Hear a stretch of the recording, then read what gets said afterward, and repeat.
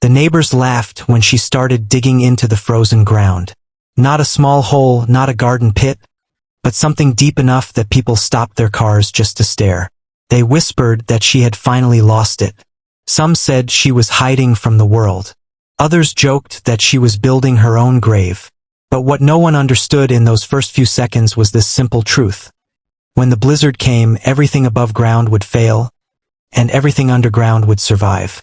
Before we go any further, if you enjoy slow burn stories with emotional twists and endings that make you rethink everything, take 1 second to like this video and subscribe to Emotional Twist. It helps the channel more than you think, and it keeps stories like this coming your way. Her name was Eleanor Whitfield, and she lived on the edge of a quiet mountain town where winters were long, cruel, and unforgiving. The kind of place where snow didn't just fall, it stayed. Roofs collapsed, roads vanished, and every year someone underestimated the cold and paid the price. Eleanor had lived there for 8 years, long enough to know that surviving winter wasn't about toughness. It was about preparation. She wasn't poor and she wasn't rich, just quiet. Too quiet, according to her neighbors. She rarely attended town events. She didn't host dinners. She waved politely, but she never lingered. People didn't dislike her, but they didn't understand her either, and in small towns, not being understood is often worse than being disliked. The rumors started the day heavy machinery showed up on her property. A rented excavator groaned as it tore into the earth behind her modest cabin. Dirt piled high. The noise echoed across the valley. By sunset, a hole large enough to swallow a truck had formed where her garden once was. People gathered at the fence line. Some laughed openly. One man shook his head and said, "She thinks she's smarter than winter." Another muttered that zoning laws would shut her down anyway. A woman from across the road filmed the whole thing on her phone, whispering sarcastic commentary like it was entertainment. Eleanor heard it all. She didn't respond. She just kept working.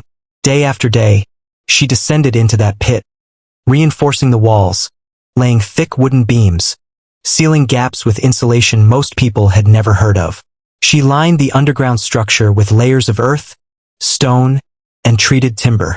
No windows, no chimney visible from above. Just a steel-reinforced hatch that blended into the ground like it had always been there. When someone finally asked her directly what she was building, she smiled and said, "A place where winter can't touch me."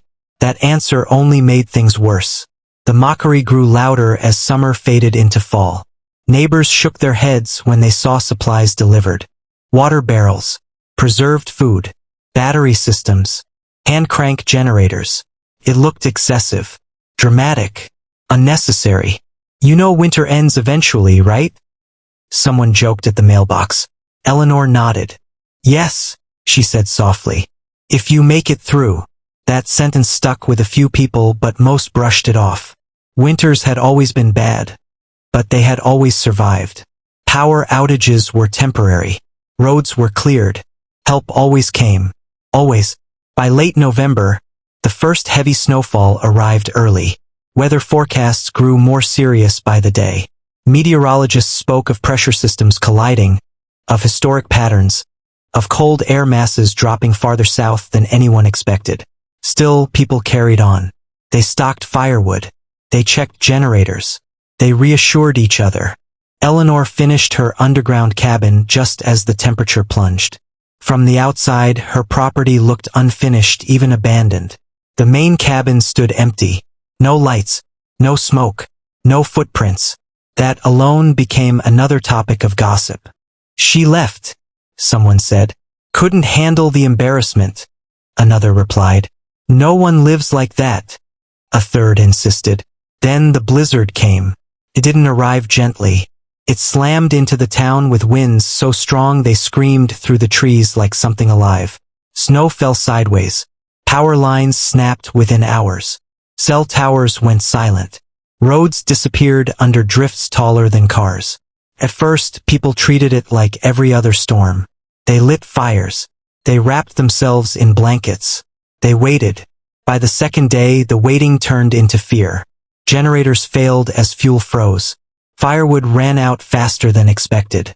Pipes burst. Some homes dropped below freezing inside.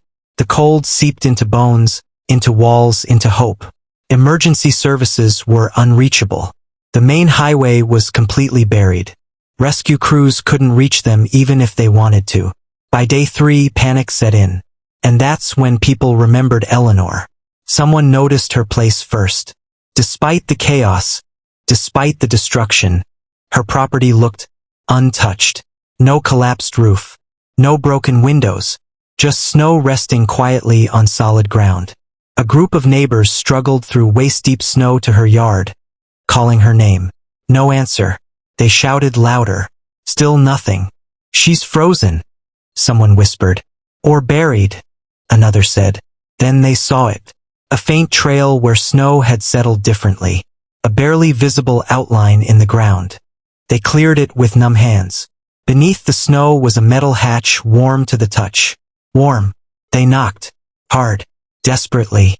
Seconds passed. Then minutes. Finally, the hatch opened. Warm air rushed out like a breath from the earth itself. Eleanor stood there, calm, wrapped in thick layers, her face steady, eyes alert. Behind her, soft yellow light glowed. Shelves of food. Dry walls. A space that looked not just survivable but comfortable. No panic.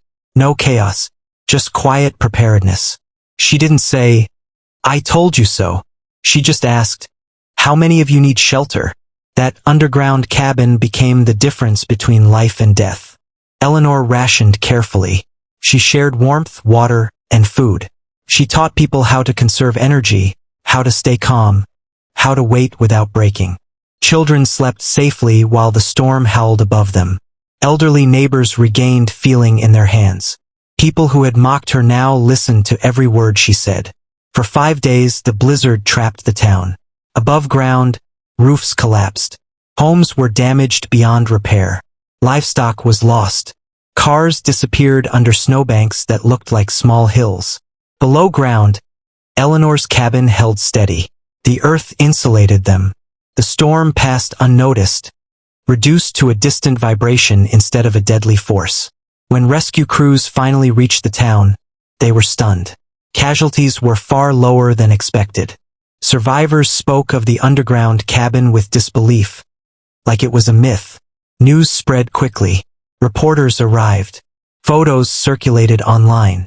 The same people who once laughed now praised her foresight. Someone asked Eleanor during an interview why she went to such extremes. She paused before answering. "Because nature doesn't care if you think you're ready," she said. "And people don't like warnings. They like proof." The town changed after that winter. Building codes were updated. Emergency planning became serious. Underground shelters were no longer seen as paranoia, but as wisdom. And Eleanor was no longer the quiet woman at the edge of town. She was the reason dozens of people were still alive. The neighbors who once mocked her never laughed again when someone prepared differently. They had learned the hard way that comfort is fragile, but preparation is power. And Eleanor? She returned to her quiet life. No speeches, no fame, just a simple understanding that being right doesn't always feel good, but it can save lives. If this story made you think, or reminded you of someone who never gets credit until it's too late, let us know in the comments. Have you ever prepared for something others laughed at? And if you think this story deserves to be heard, share it with someone who might need that reminder. This is Emotional Twist, where the quiet decisions often matter the most.